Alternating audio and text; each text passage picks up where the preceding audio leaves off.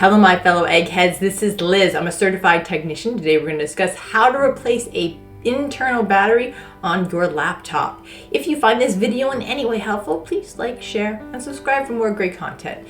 And if you have any questions at all, please feel free to leave them down below and one of our certified technicians will answer you.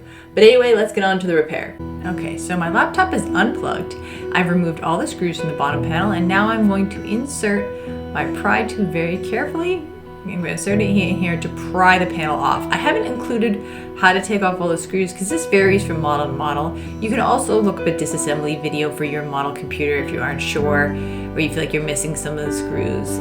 That works. Also, a lot of manufacturers have that information in a service manual. Okay, so first thing I'm going to do is unplug the battery cable right here so there's no power running to the motherboard, because once you start using metal tools you really don't want any sort of power going into the motherboard in case you slip. You don't want to accidentally fry something. So I'm going to pull on the plastic casing and not the cable itself, so because I don't want to accidentally, sometimes you can pull the wires out from the plug, so you don't want to do that.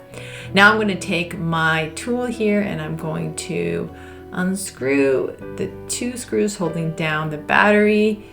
Now this can vary from model, it can vary the amount, but once I get all the screws detached from, then I'm going to pick it up and put it to the side, and then I'm going to install the new battery just like so, putting it back. And it can be helpful for some people if you take a picture ahead of time. Sometimes the orientation, you can forget, or where exactly a screw goes, stuff like that. And now I'm going to put the original screws back in where they were. And then once I've installed the screws, then I will plug it back in, because then it will be safer to have any sort of juice running into the laptop.